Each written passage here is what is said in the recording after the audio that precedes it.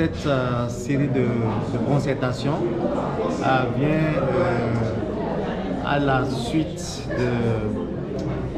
d'une dizaine d'années de recherche et de partenariat au niveau international, au niveau régional, mais aussi au niveau national avec les universités du Nord, avec l'Union africaine, avec les partenaires comme les Fonds des Nations Unies pour la population au niveau régional, la Commission économique pour l'Afrique basée à Addis Abeba, et aussi avec les gouvernements de nos pays. Donc ici, le gouvernement de la République du Bénin.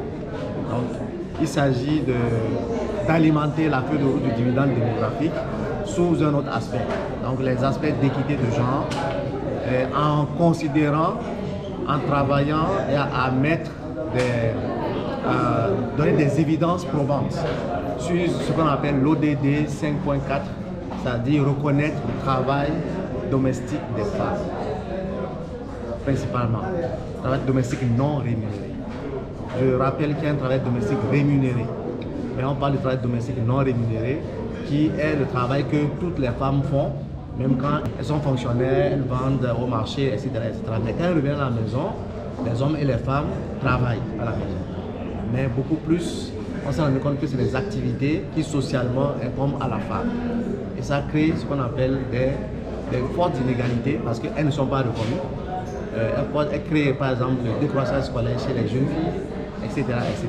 Donc ici, il s'agit de montrer à la face de la société civile et avec les autres partenaires, donc les ministères sectoriels, les parlementaires, donner les évidences.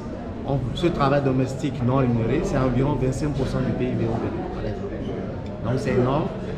La première des choses, c'est arriver à déjà le rendre visible et voir les politiques qui peuvent être faites pour pouvoir alléger ce travail, d'abord le reconnaître, l'alléger pour permettre vraiment l'autonomisation effective de la femme. C'est de ça qu'on parle. C'est aujourd'hui nos personnes âgées à Cotonou ou dans les grandes villes, où vous êtes dans 2 chambres à coucher, un salon, et vous avez par exemple 70 ans ou plus, vous n'avez personne, c'est difficile de vivre. Alors qu'avant, dans nos traditions, on était au village, dans nos sociétés, il y avait la famille élargie qui s'occupait des personnes âgées. Aujourd'hui, ce n'est plus ça.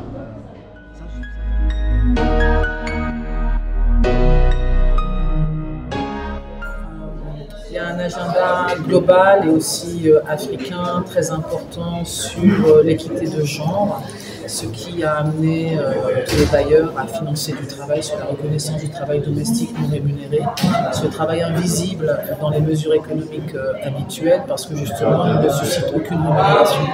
Il se trouve que ce travail est essentiellement fait par les femmes, d'où l'intérêt de toutes les activités orientées vers l'équité de genre pour ce sujet, cette thématique qui est nouvelle, parce qu'elle fait rentrer des nouveaux indicateurs dans les analyses de mesures, dans les mesures de progrès économique de nos pays.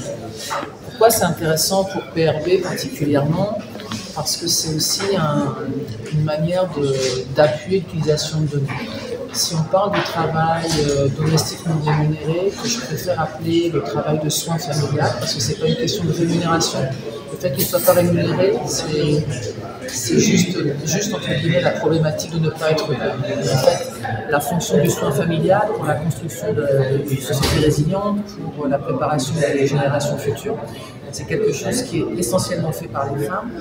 Si on discute de ce sujet, on va très très vite s'orienter vers les débats de normes de genre et par la redistribution de ce travail en disant que les femmes font plus et il faudrait redistribuer pour être à égalité du temps passé dans ces soins familiaux avec les hommes. C'est vrai, ça résoudrait une partie du problème, mais c'est une bonne partie.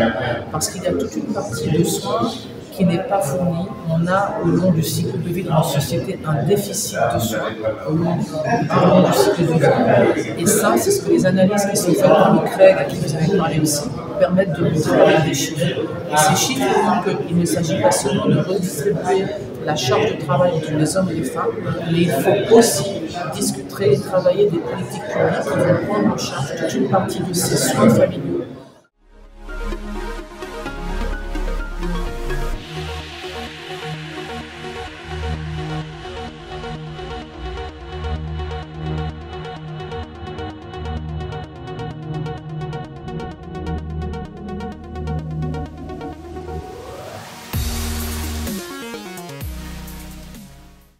lorsqu'on parle de dividende démographique, c'est de ça qu'il est question.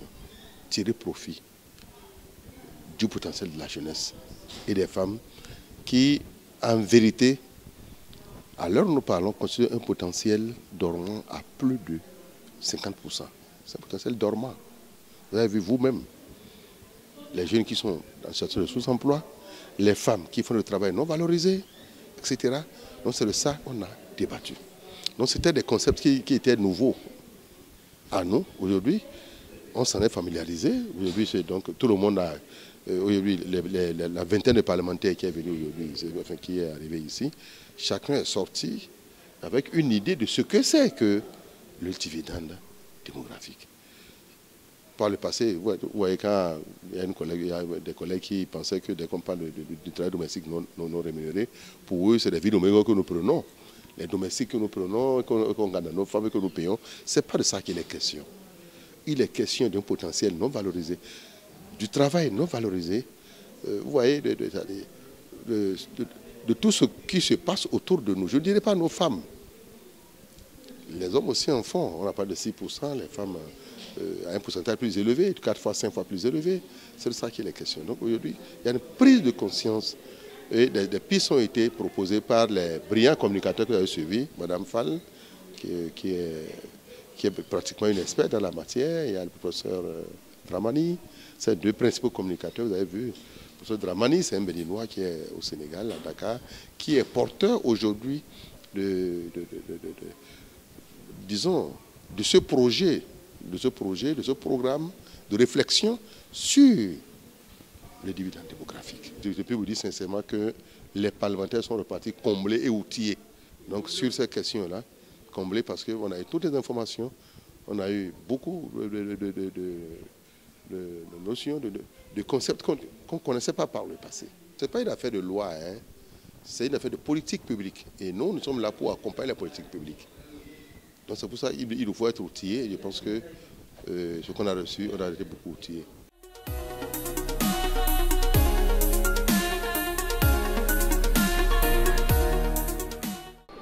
La femme autonome, comme on le dit, c'est le gage de développement. Et sans la femme, on ne peut pas amorcer la croissance. On ne peut pas faire la transition démographique. Donc, qu'est-ce que l'homme doit faire? À part tous les efforts qui sont fournis par le projet SWED, dans le cadre de l'autonomisation économique des femmes. Parce que quand nous disons autonomisation, nous disons autonomisation économique des femmes. Donc, c'est-à-dire que la femme doit pouvoir faire un travail, la femme doit mener une activité. Maintenant, au-delà de ça, dans le ménage, quel est l'accompagnement que l'homme peut apporter? Voilà de quoi il est question.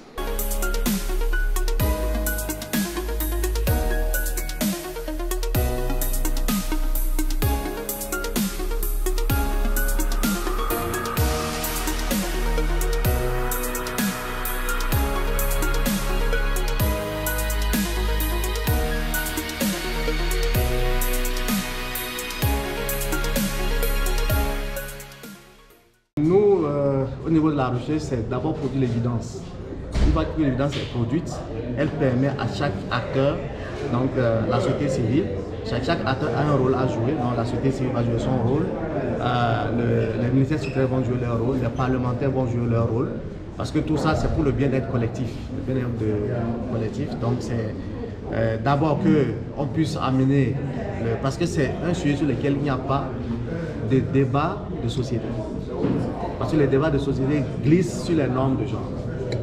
Et ce n'est pas de ça qu'on parle. Ici, on parle de ces soins qui sont des soins qui sont faits au niveau de la famille, au niveau du ménage, et qui peuvent être, comment on dit, externalisés, qui doivent être faits par quelqu'un, alors que de plus en plus, on voit que nos familles sont en train d'être nucléarisées, alors que nos familles avant étaient des familles plus larges.